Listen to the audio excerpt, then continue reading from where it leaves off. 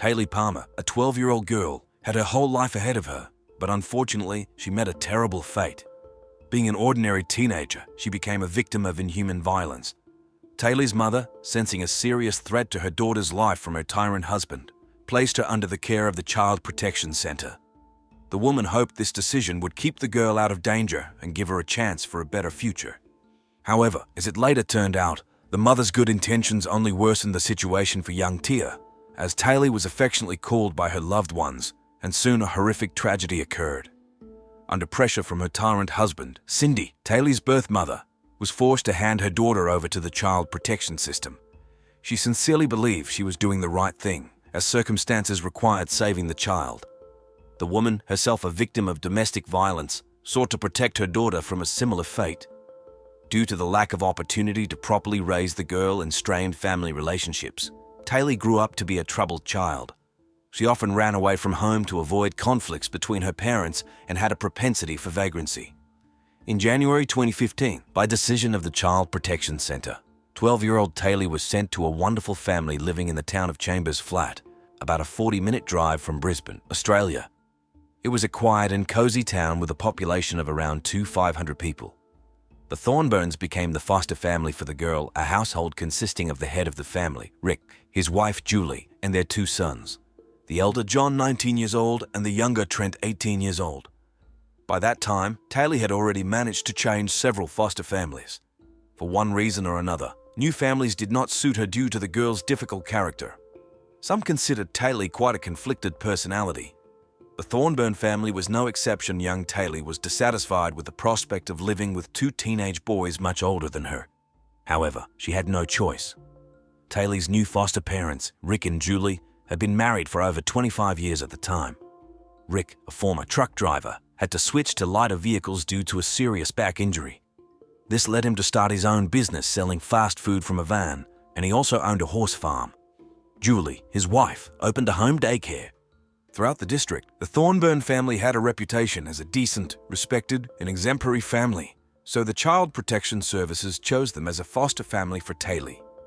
For 4 months, it seemed that the girl had settled well into her new family and continued to live there until the tragic events that followed. Taylor attended Marsden State High School, located just a 20-minute drive from the Thornburn home. Outwardly, life seemed to be getting better. Everyone got used to Taylor, and she seemed to get along with her new household members. But as it turned out, not everything was as cloudless as it might have seemed at first glance. The morning of October 30, 2015 seemed ordinary for the Thornburn family. Rick, as usual, drove his foster daughter Taylor to school and returned home to repair his car. But just a few hours later, a disturbing call came from the school. Taylor had not shown up for classes. For the girl, this was not the first time she had run away. With a difficult childhood behind her, she was used to escaping her problems in this way. However, this time, unlike previous instances when Taylor would quickly return on her own or be found, the girl vanished without a trace. In desperation, Rick posted on social media, describing the situation and begging anyone who might know Taylor's whereabouts to come forward. Unfortunately, his plea went unanswered. The girl's foster family knew that Taylor was eagerly awaiting Halloween and had even prepared a costume, so her disappearance on the eve of the holiday seemed more than strange. Eventually, they decided to contact the police, and soon the teenager was declared missing. However, no serious search was conducted, as everyone assumed the girl would soon return after another runaway attempt. A little less than a week had passed since the foster child disappeared. Suddenly, early in the morning on November 5, 2015, a chilling call came to the police. A local fisherman who contacted the emergency services reported a horrifying discovery. He had stumbled upon a body in the yellowed reeds in the shallow waters of the Pimpama River. The location where the remains were found was approximately 30 kilometers south of where Taylor was last seen alive a week earlier. During this time, the body had undergone significant decomposition, likely aided by both the local fauna and the region's specific climatic conditions. The police officers who arrived at the scene of the terrible find could not even confidently determine the sex of the deceased person, let alone establish their identity. Only after a thorough examination did they suggest that it was the body of a teenager. The condition of the remains was horrific. The body, except for underwear, had no clothing on it. The remains were immediately sent for an autopsy and forensic examination. Comparing details about missing persons in the area, The police assumed that the deceased could be 12-year-old Taylee Palmer, who had disappeared about a week earlier. Later, this assumption was confirmed by the results of a DNA analysis conducted in the laboratory, and the worst fears of law enforcement came true. During a thorough examination of the body, experts concluded that the terrible injuries, initially mistaken for animal bite marks, were most likely inflicted by a person. It became clear that the girl had become a victim of brutal violence. The case was immediately reclassified as a murder, and an investigation began. Considering the fact that Rick Thornburn was the last person who likely saw Taylee alive, investigators began the inquiry by talking to him.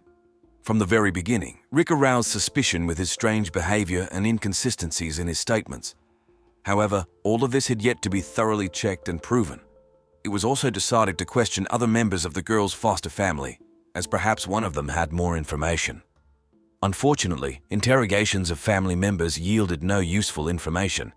Everyone, as one, confirmed the words of the head of the family that he had taken Taylee to school at 7:50 a.m., and no one had seen the missing girl since. After that, the investigators went to the school to confirm the family's testimony, and it was there that they managed to obtain more valuable information. The detectives spoke with all the 7th grade students in Taylee's class, her friends and teachers. Over 100 people were interviewed in total. It turned out that absolutely no one had seen her that day when she was going to class or even near the school. After examining the surveillance camera footage from outside and inside the school on the day of the girl's disappearance, the detectives became convinced that Taylee had not come to school and had not been spotted near the entrance, which was strange. Where then could the girl have gone?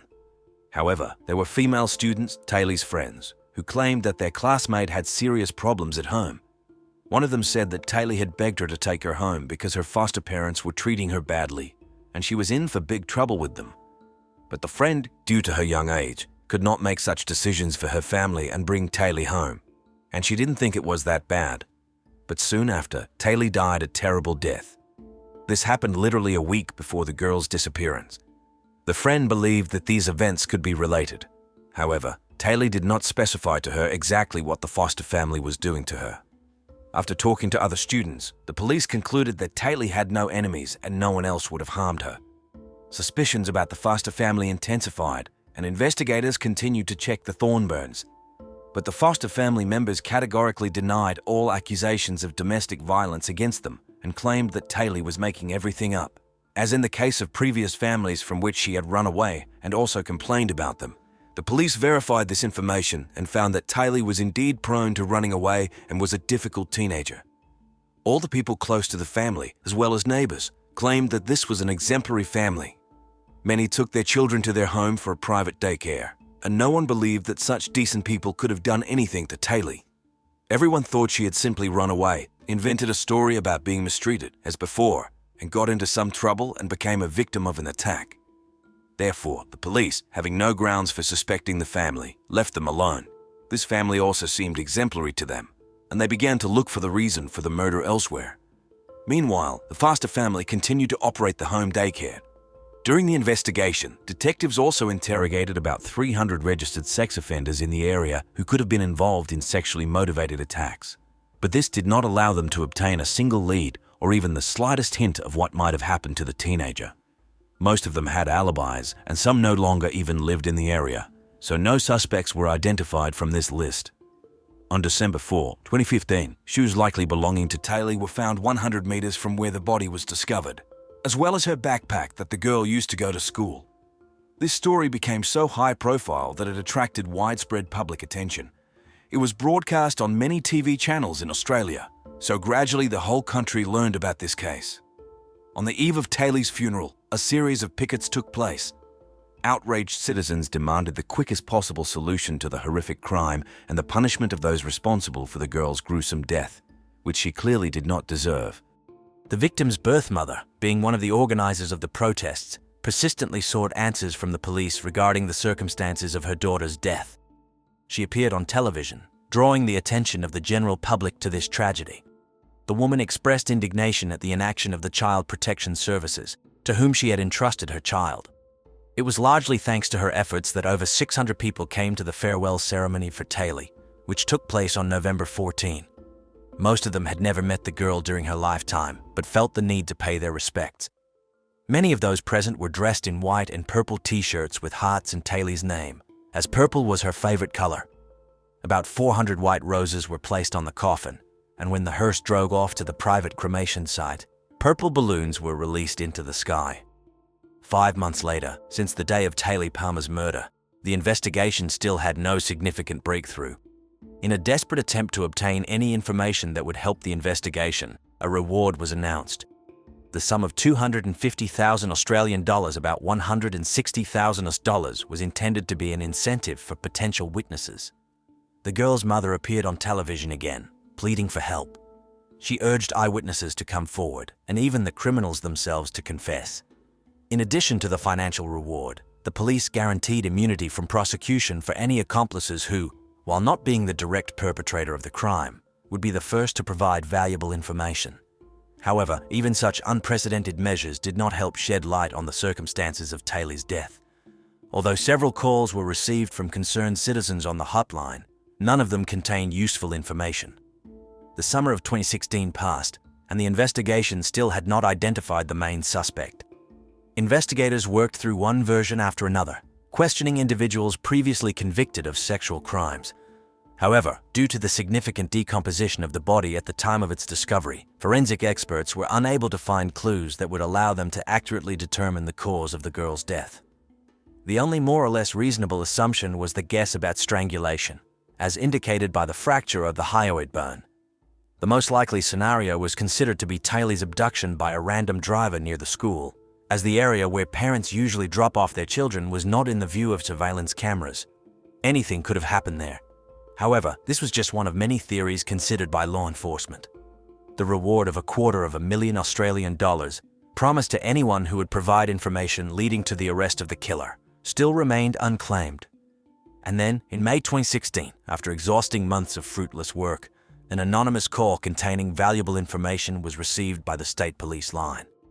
The mysterious informant reported that he had information regarding Taylor and the Thornburn foster family, where the girl had ended up. According to him, the Thornburn couple had been looking for a troubled child from the very beginning in order to receive increased payments for her care. They had no other feelings for Taylor except mercenary interest. Moreover, the anonymous informant expressed a firm conviction that each member of the foster family could be involved, to some extent, in Taylor's tragic fate. Unfortunately, he ended the conversation at this point and did not get in touch again. Attempts to establish the identity of the mysterious Good Samaritan in order to obtain additional information from him were unsuccessful. However, this call prompted investigators to return to the version of the possible guilt of the foster family in the girl's death. After all, at the very beginning of the investigation, they had received signals from students about domestic violence in the Thornburn household. However, at that time, these testimonies could not be confirmed, so this line of investigation was temporarily abandoned. Now, however, the detectives decided to take a closer look at the victim's surroundings again. Trying to verify the words of the anonymous informant, law enforcement officers re-interviewed some of Taylor's classmates. One of the girl's close friends told about her confession of an intimate relationship with the younger of the Thornburn couple's sons, 19-year-old Trent, who was considered a real handsome man. Due to her age, Taylor did not fully understand the nature of this relationship, naively considering it a manifestation of romantic feelings, as Trent assured her. The girl had even managed to fall in love with him and was delighted with the horses that the family kept on the farm. At the same time, young Taylor was terribly afraid not only of Trent, but of his entire family, which is why she sought to escape from them by any means. It was suggested that in the Thornburn home, in addition to sexual abuse, there could also be brutal physical abuse of the foster child. These testimonies from the classmate undoubtedly required thorough verification. However, numerous repeated interrogations of family members yielded no results. Everyone, as one, continued to categorically deny the slightest suspicion of wrongdoing, especially sexual harassment of a minor. Nevertheless, given the seriousness of the accusations, the local authorities decided to temporarily suspend the Thornburns' license to operate a daycare center and also revoked the family's permission to care for foster children. Law enforcement officers installed listening devices in the suspect's house. Almost every day, they managed to record shocking details that completely destroyed the image of a respectable family that the Thornburns had so carefully cultivated. In particular, it became known that on October 29, 2015, just the day before the girl's disappearance, an emergency family meeting took place. During this meeting, Trent informed his parents about the suspicious abdominal pain that Taylor was complaining about. This caused the couple great concern and even suspicion about the possible pregnancy of their 12-year-old foster daughter. As it turned out, shortly before Taylor's disappearance, the Thornburns learned about the intimate relationship between the girl and their younger son, which took place when no one was home. According to Trent himself, recorded during the wiretapping, he repeatedly had sexual intercourse with his underage foster sister. This relationship lasted about 10 months, practically the entire period during which the girl was under the family's care. Eventually, when they suspected that Taylor might be pregnant, the 19-year-old young man turned to his parents. He was terribly afraid of possible publicity, as the 7-year age difference de facto made him a criminal. However, the head of the family, Rick, reassured his son, assuring him that he would take care of solving the problem himself. Judging by the overheard conversations, the girl was terrified of her foster father. More than anything in the world, she feared the prospect of being left alone with him. Apparently, these fears were not unfounded. The rest of the family members were also openly horrified by Rick, because under the mask of a respectable family man hid an extremely cruel and dangerous personality, which was later confirmed. The evening after the aforementioned meeting brought new horrific events. Rick, having driven all the household members out of the house except for his foster daughter, was left alone with her. When, as agreed, the rest of the family members returned a couple of hours later, the girl was nowhere to be found. When asked about her disappearance, the head of the family flatly stated that Taylor had run away and the problem with her was solved once and for all. "She definitely won't tell anyone anything now," he grimly summarized. A chilling guess flashed through the minds of the relatives had the father killed the girl. If he was so sure of her silence. When one of the brothers dared to check her room, Rick strictly forbade him to do so, threateningly stopping his son. None of the Thornburns even thought of contradicting the all-powerful head of the family, so everyone simply kept silent about the incident. Thus, the falsity of Rick's story about how he allegedly took his foster daughter to school, after which she disappeared, became obvious. The fact is that in reality, he physically could not have done this. At that point, Taylor was no longer in the house, and most likely, she was already dead. However, what exactly Rick had done to her remained a mystery even to the man's closest relatives. Thanks to the wiretapping of private conversations in the house, detectives repeatedly witnessed Rick instructing everyone on what to say and how to behave so as not to arouse unnecessary suspicion from the police, and everyone obediently listened to his instructions. Law enforcement officers decided to begin interrogations with the couple's sons and their mother, rightly believing that they would be the easiest to break. And indeed, when investigators began to operate with the facts known to them, the interrogated gradually began to provide the necessary information. The longer the communication lasted, the clearer the terrifying picture of what was really happening behind the closed doors of the Thornburn home became. Everything indicated that Rick had arranged everything as if he was trying to protect his family. After carefully studying the footage from the outdoor surveillance cameras near the school, the police realized that the head of the family had gone to great lengths to disguise his crime and create a false alibi for the investigation. For example, on that fateful morning, he did drive in the direction of the school, and his car was captured by several cameras. But none of them recorded the girl getting out of the car. After these stunning revelations, the Thornburn family was hit by a barrage of accusations and public condemnation. Julie and George were accused of giving false testimony and deliberately misleading the investigation. Trent was accused of sexual violence against a minor, and Rick was charged with premeditated first-degree murder, an attempt to confuse the investigation. He had intentionally mutilated the victim's body so horribly to make it impossible for forensic experts and the police to confirm her identity. And this worked to some extent because at first, even the gender of the deceased could not be established. Fortunately, despite all efforts, it was impossible to completely exclude the possibility of identifying the body. Obviously, Rick was unaware of the existence of DNA analysis. In addition, law enforcement had strong reasons to suspect Rick of years of brutal physical and sexual abuse of all the children in the family, including his own.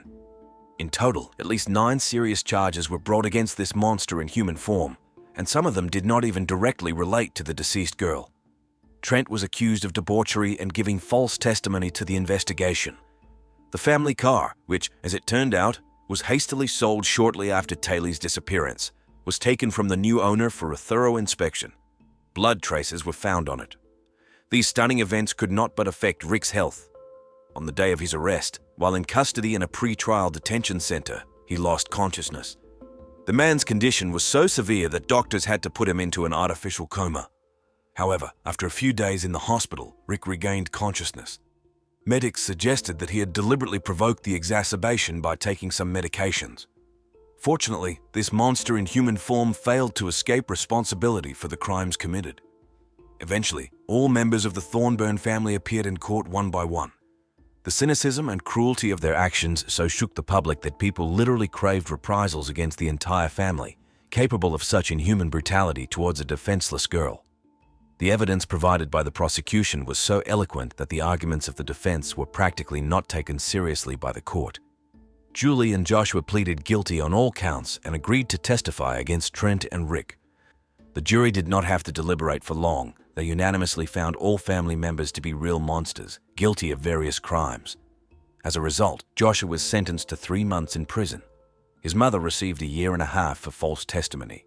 Trent, who also confessed to everything, was sent to prison for 4 years for incest, perjury, and obstruction of justice. Currently, the mother and sons are already at large. Trent, who repeatedly raped Taylor, was released from prison on January 19, 2018, having spent only 16 months there. The main sadist of this story, Rick, received the most severe punishment. During the trial, he confessed to the murder of Taylor, which he brutally committed in the barn, and the subsequent concealment of the girl's body in the river to save the reputation of his son and the entire family. In addition, the man was found guilty of a number of other serious crimes. In May 2018, the court sentenced him to life imprisonment with the right to parole no earlier than 20 years. The shocking details of this case caused not only a wave of public outrage and close media attention. The Australian legal system undertook a thorough revision of the legislation governing the principles of protecting children transferred to the care of foster families. As a result, a number of improvements were introduced aimed at strengthening control, especially in terms of identifying potential criminal elements among candidates for guardianship or persons who already have problems with the law. In addition, several new norms appeared concerning the care of minors with deviant behavior, as well as requirements for married couples applying for the adoption of such children. In January of 2014, the family of a successful entrepreneur named Harold Saska suddenly lost all contact with the head of their household. Investigators gradually uncovered shocking details surrounding Harold's death. The circumstances of the incident turned out to be so horrific and repugnant. The questions still arise as to whether the perpetrator's punishment was severe enough. At the same time, it raises the question of whether Harold himself may have had hidden negative character traits that could have led to what happened to him. This crime is so cynical that it even became the basis for writing a book. One of the main figures in this case was 19-year-old Sarah McLean, a charming and sociable girl. Before the tragedy occurred, she lived with her employer, Harold Saska. Relatives described him as a successful businessman with a difficult personality. He was quite impulsive and always sought to dominate in relationships with anyone. Sometimes Harold could seem rather rude, but according to his loved ones, he by no means deserved the fate that befell him. These events took place in the small city of Lawrence, Kansas, USA, with a population of less than 100,000 people. On January 17, 2014, a young man who lived near the Lawrence College campus came to the local police station. It was a very safe and comfortable area to live in, with a low crime rate. Of course, conflicts sometimes occurred here, but they were usually minor altercations between students that were quickly resolved without serious consequences. When the young man arrived at the police station, the officers initially assumed that it was some insignificant incident. The guy reported that he had heard suspicious and frightening sounds coming from his upstairs neighbor's apartment. He believed that something terrible might have happened there. The law enforcement officers decided to check this information and responded to the call quite promptly. By that time, it was already around 11:00 p.m. No one answered the knocks on the door, but there were strong reasons to believe that something bad had happened inside. The police then began to survey the area. It turned out that the back door was locked. Next, the officers looked through the windows, shining flashlights into the rooms, trying to understand what had occurred inside. In one of the windows, they saw something that turned a routine check into an investigation of a serious crime. The police noticed an unconscious man lying on the floor. When they entered the apartment, they recognized him as Harold. He was lying in a pool of dried blood. Harold's throat was cut so deeply that his head was barely attached to his body. This was clearly not just a crime, but a murder committed with extreme brutality.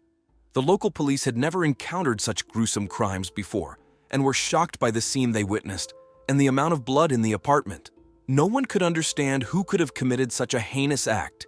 Investigators quickly found out that during this period, A 19-year-old student named Sarah McLean was living with Harold. However, there was no trace of the girl in the house. There was a possibility that she had become the second victim of an unknown psychopath who broke into the apartment and brutally killed the man. Sarah should have been the last person to see Harold alive. What could have happened to the girl was anyone's guess. Numerous witnesses and acquaintances claimed that for Sarah, Harold was a role model and a mentor in life. She saw the best qualities in him: understanding and a desire to help, something she lacked so much from her biological father. The girl had serious problems with her parents at home, who could barely find common ground due to the family breakdown. Sarah moved in with Harold after entering college, and despite the significant age difference, they became friends. On the morning of the same day that the businessman's body was found, Sarah's biological father went to the police and reported her missing. This happened much earlier than when the other student called the police, but the officers never arrived at the scene. Sarah's father reported that he regularly communicated with his daughter by phone, but she had not answered his calls for a day already. This was very unlike Sarah, so her father decided to report the young girl missing. Often the police do not pay attention to such reports or delay the investigation, since teenagers frequently run away from home to have fun or due to family problems and then return. But this case was clearly different because Sarah could have become the second victim of a brutal crime. Therefore, it was crucial to find the 19-year-old girl as soon as possible and act swiftly. Sarah McLean was born in 1994 in the city of Topeka, the administrative center of the state of Kansas. She was an ordinary child, cheerful, friendly, and charming. Sarah had an attractive appearance and long dark hair. From a young age, the girl was interested in many things and had a wide range of hobbies. By her parents' decision, she was homeschooled. However, not everything in Sarah's life was cloudless. The girl suffered harassment from a neighbor, which left her with a psychological trauma. Adolescence brought Sarah the typical difficulties of this period. The situation was further complicated by the fact that there was a tense atmosphere in the girl's family. When Sarah was 16, her parents decided to divorce. This was followed by conflicts and disputes related to the division of joint property. During that period, Sarah became a victim of violence by a guy she knew. In addition, the neighbor continued to harass her, so the girl was afraid to be at home more than necessary. In an attempt to escape from her problems, Sarah began to drink alcohol and date various guys in search of love. But in the end, nothing helped, and she had a nervous breakdown. Sarah even tried to take her own life, which landed her in the hospital. Sarah underwent treatment in a psychiatric clinic. After being discharged, she continued to take prescribed medications. Harold Saska was born in 1961. He always stood out for his extraordinary activity and worked virtually around the clock. The man dreamed of building his own business and getting rich, so he started working at the age of 14, which later yielded results. For a long time, Harold held the position of administrator in restaurants, which allowed him to master management skills and practice, accumulate funds, and gain experience to start his own business. He transformed this invaluable experience into ownership of 3 franchise pizzerias in the cities of Topeka and Lawrence. Harold had been managing the restaurant business long before he met Sarah. Despite being an entrepreneur, Harold remained quite simple in communication. He often participated in various community events and also gave out pizza for free during important church services. He was also a mentor for young people. It was through this program that Harold met Sarah, who started working at one of his restaurants in Topeka. When the girl turned 14, she was already taking orders at the counter. At that time, she was already attracting the attention of the business owner, who constantly complimented her. But Sarah ignored them. By the age of 17, Sarah began saving money to move out from her parents. Sarah realized that she would not be able to become independent and achieve her goals while remaining in the toxic atmosphere of her parents' home. During this period, her mother and father often argued about the upcoming division of property. In any case, the earnings from the restaurant were not enough for Sarah to rent a separate apartment. At this time, she grew closer to her boss and openly told Harold about her life problems. Thanks to the mentoring program, he became like a second father to her. At the same time, Sarah felt that her biological father did not love her. The girl's problems did not leave the restaurant manager indifferent, and Harold offered her to move in with him. Given that Sarah had nowhere to go, but she desperately wanted to solve her problems at home, Sarah agreed to his proposal and after some time decided to move. The only person who expressed concern about this situation was Sarah's mother. They often discussed the upcoming move with her daughter. The woman was suspicious of this idea, suspecting something wrong. But Sarah was adamant. She could no longer stay in her parents' house and endure constant quarrels. Eventually, immediately after entering college, Sarah moved in with her mentor. They both viewed it as a temporary measure and a kind of cohabitation that would not last long. Harold believed that in this way he could help the girl study in college. The man paid for her education and supported her. Several months passed, during which they grew closer and became good friends. Later, they moved together to another house in the suburbs, where the mentorship continued.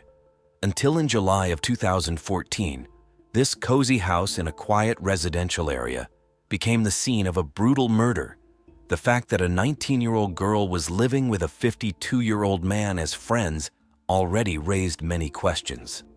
This circumstance surprised the investigators. Initially, the detectives assumed that Sarah could have been the victim of an attack, just like her mentor. Her parents were worried because she did not respond to attempts to contact her. There was a possibility that Sarah had been taken hostage and faced an unenviable fate if the police could not quickly find the perpetrator. I want to let her know that we love her and want her to come home. Forensic experts were shocked by the brutality of the attack on the businessman. It appeared that the motive for the crime was personal. The victim's hands were tied behind his back, and then his throat was slit. Analysis of the blood traces found showed that they all belonged to the deceased. Probably Sarah was not injured during the attack, but then it could indicate her abduction. Other versions were also considered in parallel. During the searches, detectives noticed the disappearance of many valuable items. It resembled a robbery. Most of the items were scattered from the closets, as if the perpetrator was looking for valuables. As a result, the criminal stole money and firearms that Harold kept for self-defense. After taking inventory of the stolen items, the detectives realized that almost all of the girl's personal belongings had disappeared from the house. They were clearly gathered in a hurry. However, Sarah's car remained in place. In addition, her mobile phone and tablet were lying on the kitchen table. Given that Sarah was left without means of communication, investigators increasingly leaned towards the idea of her abduction. Otherwise, she would not have left her phone and car behind. However, the strangest find discovered by law enforcement was letters on the floor. Some word was written in Harold's blood. It was probably a message, but it was smeared, so it was impossible to read the inscription. The only lead the investigators had was the license plate number of the victim's car, which had also disappeared from the crime scene. The number was checked in the database, and the police began an active search for the vehicle. They reviewed all the footage from surveillance cameras where this vehicle could have been recorded. Soon it was spotted on a recording from a toll booth located on the way to Texas. However, the video quality was very poor. The detective saw a person behind the wheel, but it was impossible to determine who it was. Even the driver's gender remained a mystery. It was clear that the car was heading south, so the police began checking other cameras that could have captured it along this route. However, no new information could be obtained. The sheriff of the precinct contacted all the posts that the stolen car could have passed, but it was quiet everywhere. While the detectives were waiting for new information, they began interviewing the missing girl's friends and acquaintances. The investigators sought to get an idea of these people's personalities and find out the true nature of the relationship between Sarah and the 52-year-old murder victim. The police suspected that their relationship might go beyond ordinary mentorship and friendly cohabitation. However, no evidence of an intimate relationship or anything similar could be found. No one had ever noticed them behaving like a couple in love, although some people had such suspicions. Even in the house where Sarah and Harold lived, the girl had her own separate room and bedroom. It seemed that the man had indeed become a mentor and, to some extent, a father figure to his employee. This was entirely consistent with the image of a virtuous Samaritan, which was portrayed by numerous friends and acquaintances of Harold. The police even found confirmation of this in one of Sarah's social media posts, where she was pictured together with Harold. Sarah referred to him as Dad. Colleagues at work also did not notice any signs of a romantic relationship between the persons involved in the case. They described Harold as energetic and extremely purposeful. The entire business rested on him, and he also enjoyed helping those in need. He helped everybody. He was to help everybody, and in fact, he was helping Sarah. Anybody, he would pick you up off the street. If you needed somewhere to stay, he'd give you money if you were hungry. He was just really kind. However, some characterized him as a pervert who was attracted to young girls. Therefore, they assumed that the real reason for inviting Sarah to live with him was the desire to engage in an intimate relationship with her. Sarah, for her part, was described as a diligent, nice, and smart girl. She gave the impression of a somewhat shy person. She did not have many close friends. Sarah compensated for most of her communication through activity on social networks. No criminal past was found for either of the pair. Despite interviewing dozens of people, the police did not make any progress in the investigation. Sarah's whereabouts and fate remained unknown. Meanwhile, the critical 48-hour period, during which the chances of finding a crime victim alive were highest, was rapidly running out. Soon, the missing girl's relatives received a call from an unknown person from Texas. He did not say anything specific and simply hung up after a few seconds. Fortunately, the police managed to track the location from which the suspicious call was made. It was assumed that Sarah's kidnapper was the one who called. It was a gas station near the town of Bish, Texas. The call was made from a 24-hour store, so investigators were able to obtain footage from surveillance cameras as soon as they arrived at the scene. The video showed Sarah entering the store and dialing a number on her mobile phone. However, she did not say anything and ended the call a few seconds after her parents answered. Then she calmly made a purchase, paid for gas, got into the car, and drove away. This event raised new suspicions among the police. The girl closely resembled Sarah in appearance. If we assumed that she was a victim of abduction, then why did she enter the store alone, without any coercion, and behave completely at ease, as if no one was forcibly holding her? Could it be that Sarah was not a victim but a murderer who was trying to escape? A week passed, during which no news came. Sarah had literally disappeared from all radars, but late in the evening of January 25, 2014, one of the police officers on patrol in the Everglades area of Florida noticed a suspicious car parked on the side of the road while inspecting his precinct. They say from Lawrence, she then went somewhere into Texas and eventually crossed over into Florida, where she was found Saturday at the Everglades National Park. Stopping was prohibited in this place, so the officer decided to check the vehicle. In the back seat of the car, he found a girl sleeping, curled up. The patrol officer noticed a large number of empty water bottles in the car. It seemed that Sarah had been here for quite a long time and was actually living in the car. The policeman tapped on the window, waking the girl up. He told her that she must leave this place immediately. After that, as a precautionary measure, the patrol officer checked the car's license plate number in the database. It turned out that the car was wanted and belonged to Harold Saska. The officer ordered the girl to get out of the vehicle, detained her, and sent her to the state of Kansas. The vehicle was immediately seized and sent for examination. During a search inside the car, a large knife with stains resembling blood, a gun, and an axe were found. After conducting analyses, forensic experts concluded that it was this knife that had been used to slit the throat of the 52-year-old businessman. But what could have prompted someone to deal so brutally with a person who was their mentor and in many ways replaced a biological father? In this rather strange tandem, it was Sarah who aroused more suspicion. She came from a troubled family. Despite her good manners and politeness, Sarah had long been considered a difficult teenager. During interrogation at the police station, Sarah confessed that the reason for the tragedy was the events that occurred after she began living with Harold. According to Sarah, at first everything was wonderful. Harold took care of her like a father. The man asked Sarah to call him Dad in public, and he told everyone that Sarah was his stepdaughter so that their cohabitation would not raise unnecessary questions for anyone. But later, the man began to make indecent proposals to the girl and harass her. For some time, Sarah managed to avoid these conversations, but Harold became more and more persistent and aggressive. He no longer just hinted at an intimate relationship, but openly demanded it from the girl. The man began to reproach Sarah for investing a lot in her, and now she was supposedly obliged to sleep with him. To make more of an impression, Harold made a long list of his expenses on the girl and constantly threw it in her face. The list included, in particular, 2 plastic surgeries that the man himself insisted on rhinoplasty and gluteoplasty, designed to correct Sarah's appearance according to his ideas of perfection. Harold also demanded that Sarah undergo breast augmentation surgery, humiliated her by saying that she had a mediocre appearance and no one would ever love her like that. This awakened Sarah's insecurities. Sarah became increasingly constrained and withdrawn. During that period, Harold began giving her alcohol and illegal substances, and when Sarah was high, he coerced her into sexual intimacy. Later, Sarah began to engage in intimate relations with him even without doping, only under his coercion, so as not to anger the man. Due to the constant pressure that Harold exerted on her, Sarah felt like a victim.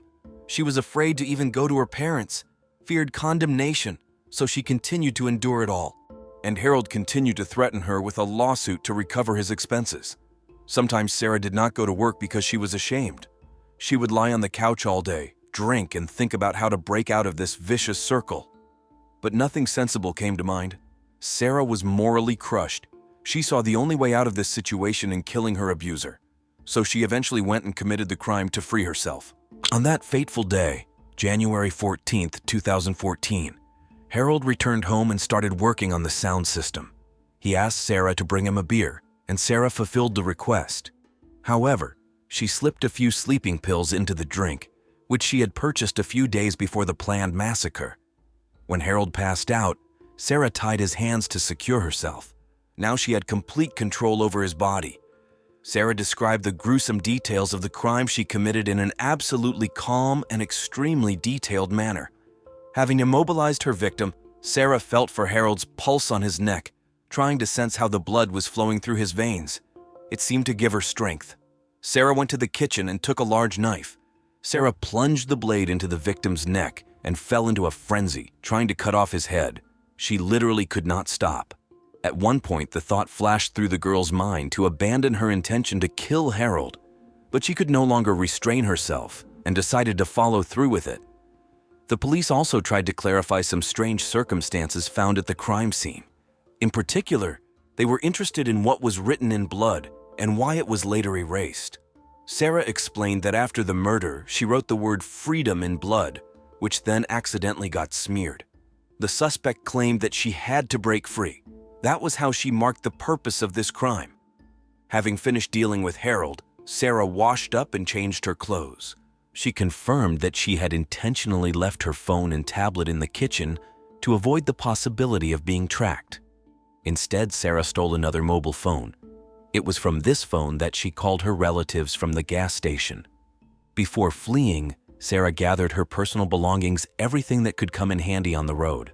The girl drove as far as she could, then stopped in a deserted place and spent several days there, sleeping in the car, eating fast food, and pondering her next steps. But eventually, Sarah began to be tormented by her conscience. She felt bad and fell into despair. At the time she was found, Sarah was in a pitiful state. During the interrogation, Sarah also admitted that she wanted to see someone die. Law enforcement officers latched onto this phrase and dismissed the version that Sarah herself was a victim of violence.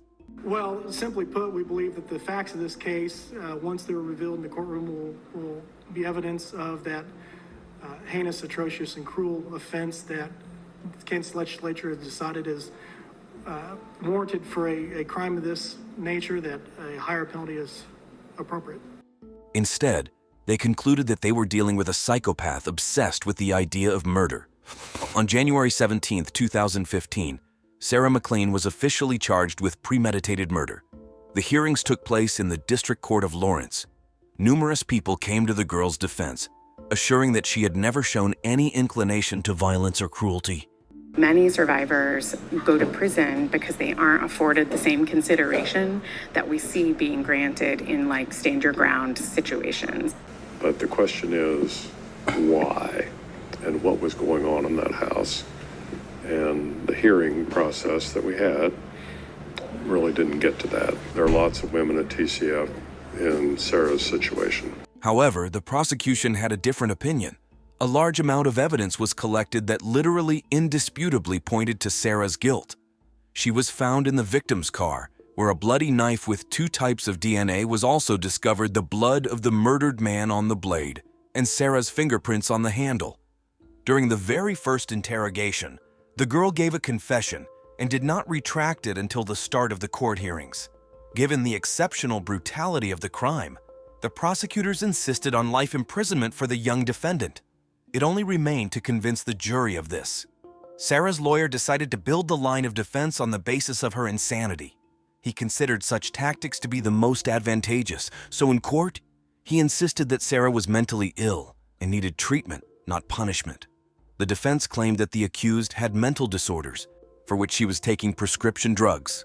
But approximately a year before the crime, a doctor had prescribed Sarah new medications that had a devastating effect on her mental state.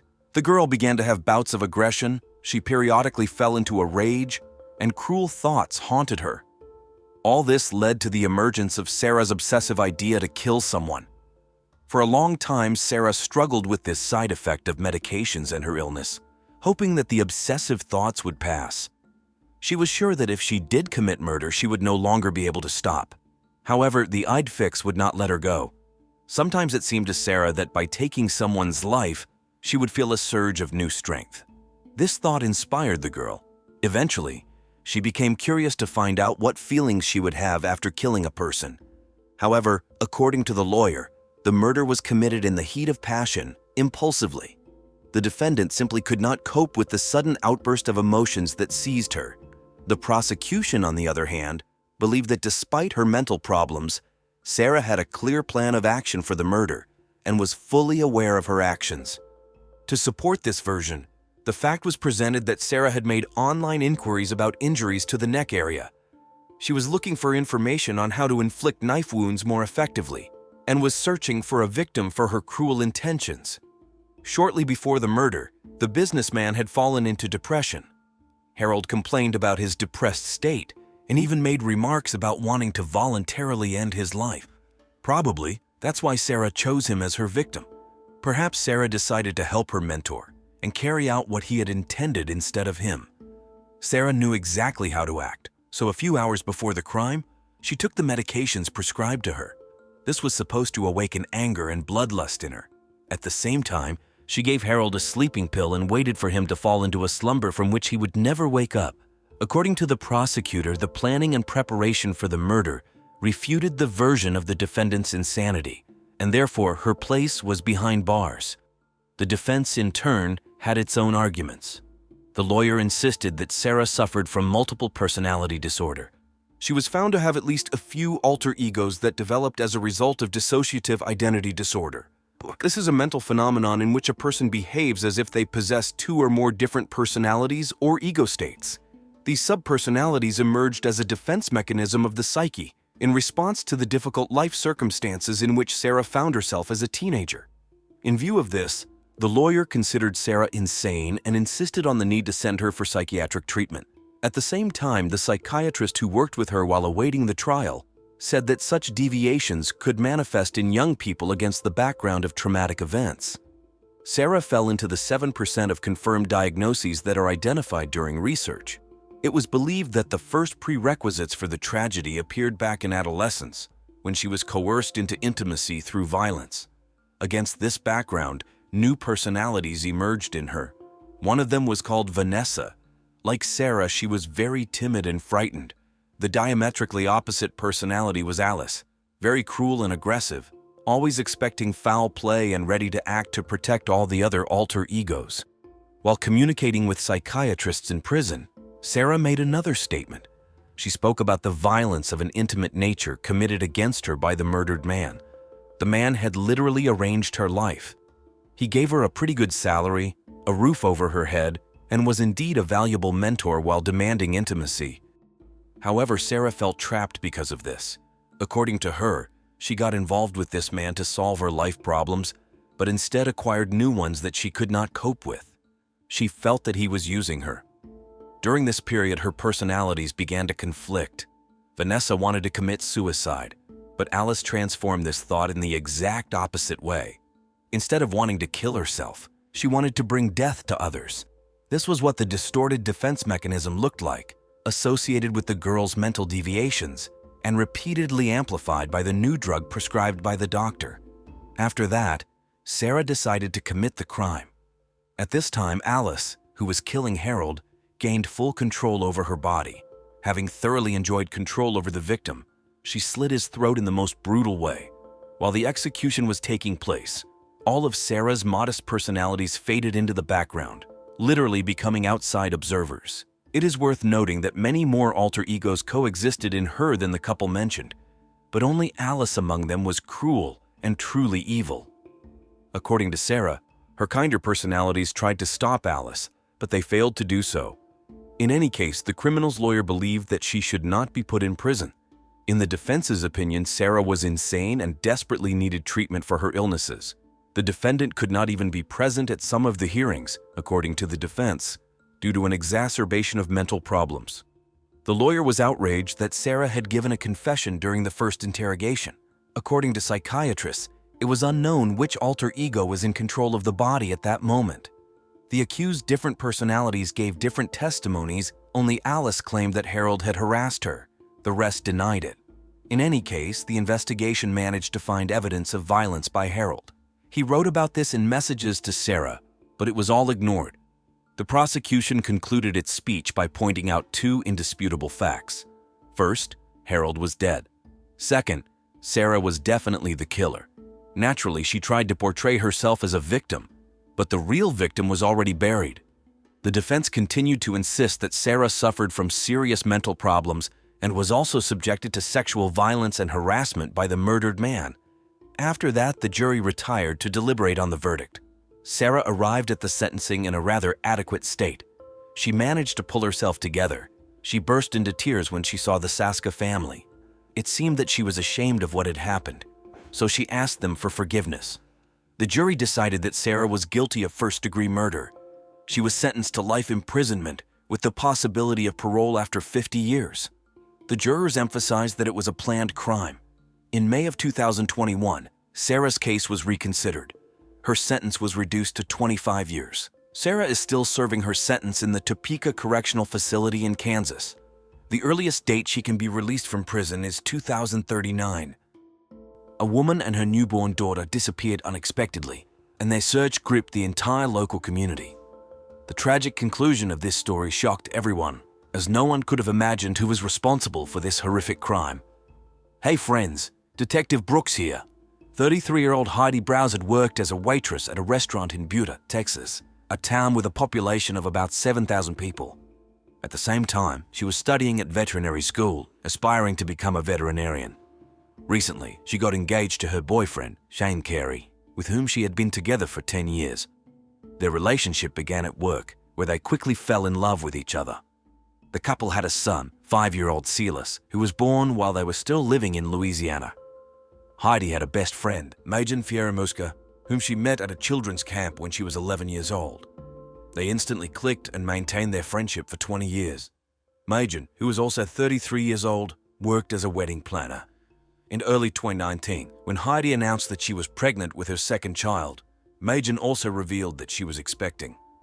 This delighted Heidi, who dreamed of sharing all the joys and troubles of pregnancy and child rearing with her friend. The friends started spending a lot of time together, planning every aspect of their pregnancies and upcoming births. They bought clothes for the newborns, cribs, diapers, attended prenatal classes, and went to the pool together. Majan was even present at the births of both of Heidi's children, including little Margot in November 2019. Their relationship was so close that they dreamed their daughters would also become best friends. On December 12, 2019, at 7:30 a.m., Heidi dropped her son Silas off at school. However, at 2 p.m., the school called her fiancé Shane, informing him that Heidi had not shown up to pick Silas up. This was very unusual, as she had never been late before. Shane immediately went to the school, picked up his son, and returned home, hoping to find Heidi and their daughter there. He assumed that Heidi might have been tired and fallen asleep with the baby, forgetting to pick up their son from school. But at home, he was met with an unpleasant surprise: the house was empty. Shane tried to calm himself by thinking that Heidi and the baby might be out for a walk and had lost track of time. He tried calling his beloved, but she did not answer. Then he called her best friend Majan, who was also about to give birth. However, Majan said she had not seen Heidi that day. This seemed strange, as they communicated and met daily. Shane began searching the house for clues and, seeing that all the baby's things were still at home, including clothes, diapers, food, as well as Heidi's wallet and car keys, he realized something was wrong. She never went out with the baby without these things. Worried, Shane waited a little longer, and then around 7 p.m. called 911 and reported Heidi and the newborn's disappearance. The man could not find a seat and literally started to cry. It was as if he felt in his heart that something bad had happened. He reassured himself that maybe she was just held up somewhere. But why didn't she even take her wallet? People can't just disappear, you know? He was right. His premonitions came true, and he could not even imagine the calamity that was to befall him and his child, who was already an orphan. The police quickly arrived and began searching for Heidi and her newborn daughter. A thorough examination of the house revealed no signs of forced entry, intrusion, or struggle. Everything was neatly arranged. Initially, the police suspected Shane, as in such cases, suspicion often falls on the partner. However, his alibi was solid. He had spent the entire day at work. Despite this, many continued to suspect that Shane might be involved in Heidi's disappearance. At that time, the case of Chris Watts, who killed his wife and 2 daughters, was actively discussed, and people couldn't help but compare the events.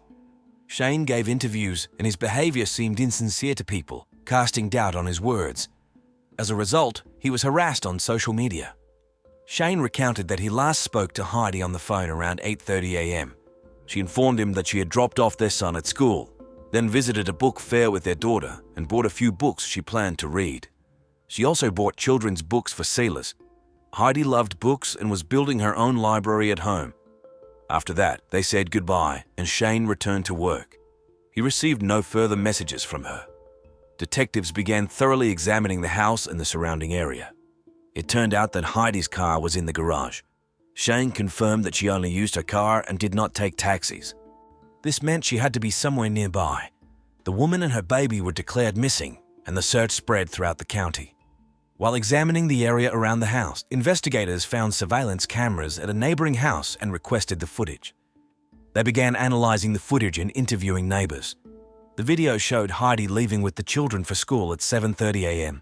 After that, she returned home with her daughter. Later, Heidi and the baby left the house and got into a silver car. The quality of the footage was insufficient to recognize the license plate or even the make and model of the car. This was the last time Heidi was seen alive. One of the neighbors shared testimony that in the morning she saw Heidi in their residential complex. She was carrying the baby and approaching a car parked nearby.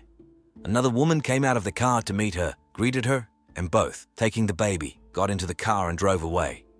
It seemed that Heidi left with the baby in the company of an unknown person. The police decided to identify this woman. The missing woman's partner, Shane, indicated that the silver car Heidi got into looked like her friend Majan's car. He was convinced that Heidi wouldn't get into a car with an almost unfamiliar person. Interestingly, Majan had a key to their house for emergencies.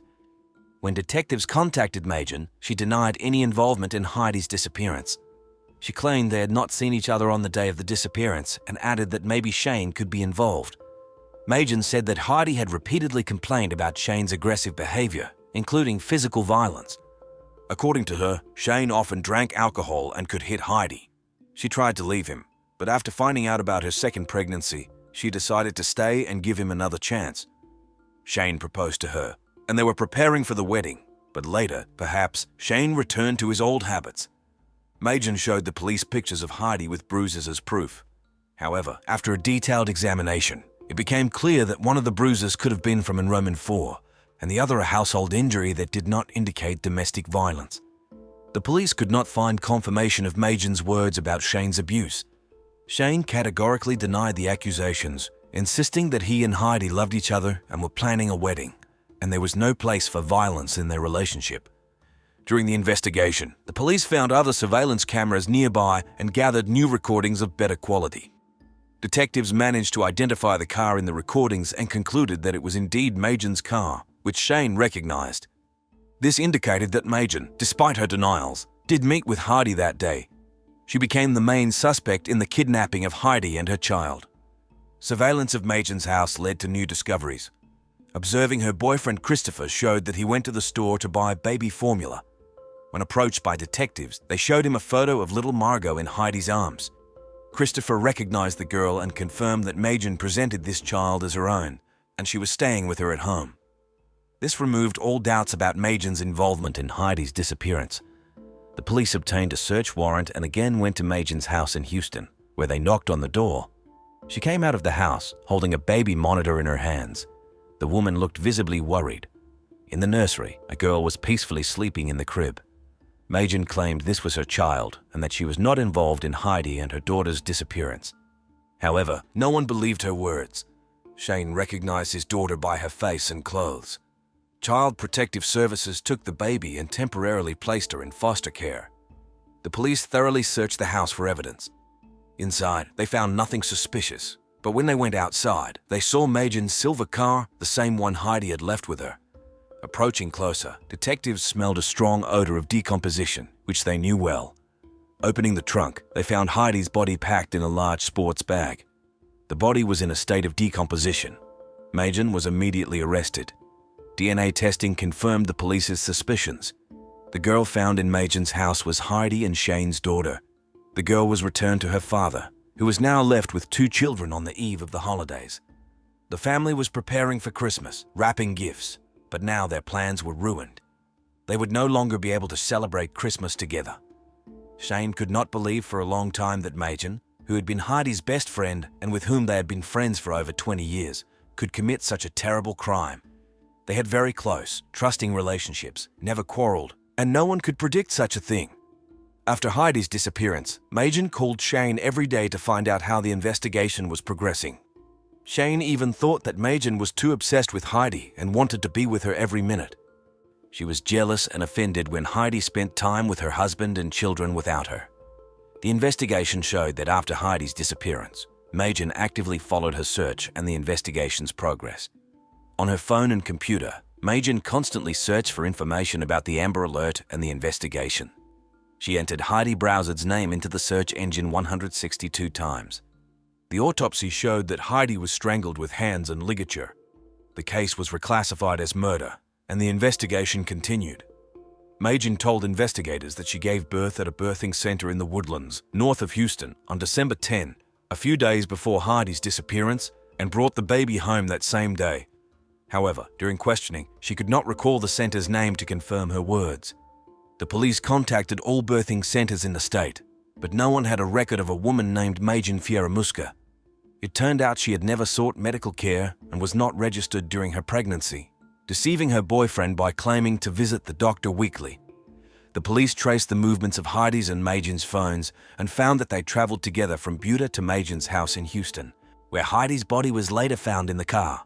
As it turned out, Magen's car with Heidi's body stood outside her boyfriend's house for a whole week. Magen used the car despite the unbearable smell of the decomposing body. It is curious how Christopher, Magen's boyfriend, did not notice this smell. He was called for questioning. Christopher told investigators that he and Magen had been together for about 2 years. But in March 2019, he decided to break up with her because he was tired of the relationship. He asked her to move out, but she was categorically against it and asked to stay in another room, as she had nowhere else to go. He felt sorry for her and allowed her to stay.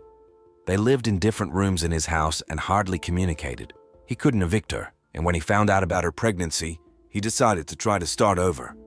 Christopher only touched Magen's stomach a few times during her pregnancy, but didn't realize it was fake. Christopher also admitted that due to strained relations, he never saw her stomach without clothes, but noticed that it was growing and never suspected it was a deception. Every time Magen scheduled a doctor's appointment, Christopher was out of town, and she didn't invite him, but he didn't really want to go with her to the doctor. Christopher was also out of town during the birth. Magen told him she gave birth to a daughter on the beach during a walk when he returned home and saw her with the baby in her arms. According to her, the birth went well, and she didn't seek medical help.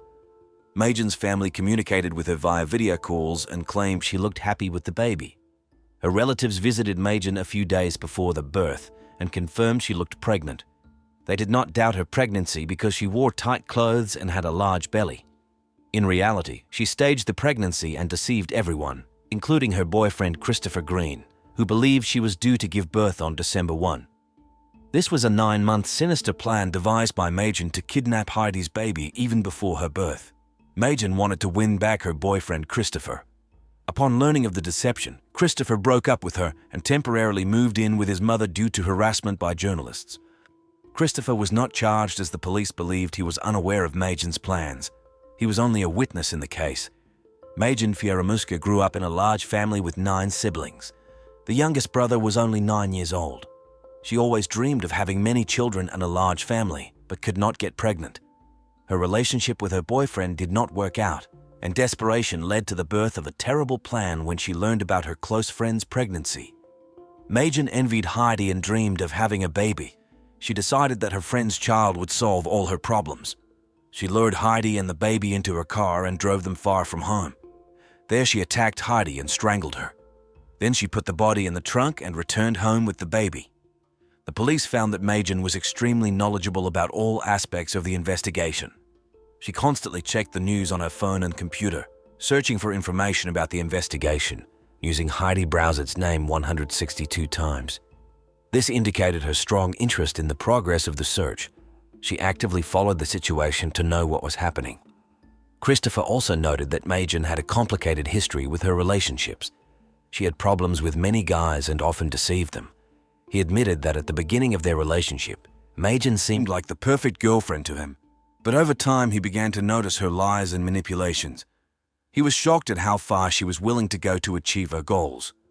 Investigators also found that Magen constantly visited various forums and groups on social media, where the topic of pregnancy and child rearing was discussed. She used this knowledge to create the illusion of her pregnancy.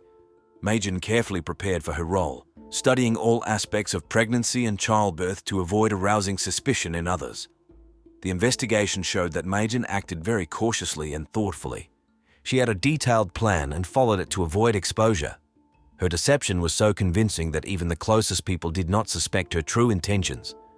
When the search for Heidi began, Magen tried to appear extremely upset by her best friend's disappearance.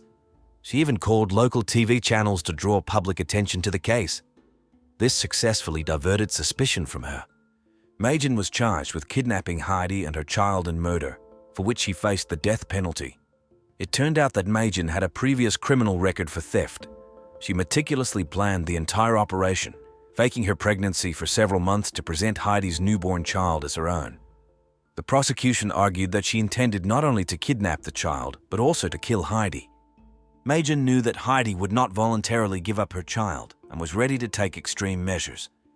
According to one of their mutual friends, Heidi's second pregnancy was unplanned, and their financial situation was unstable. Heidi considered an abortion, but Magen insisted she keep the child and even offered to take the baby herself. No one took these words seriously, but perhaps that was when Magen's plan formed. Later, Heidi decided to keep the baby. Her fiancé, Shane, was devastated by the loss and did not know how to live on with 2 children. He suspected that Magen had an accomplice since Heidi was stronger than Magen, and she couldn't handle her alone. Heidi's family also suspected that Magen had a helper, but they didn't think it was her boyfriend because he wanted to break up with her, and she was holding him with the baby lie.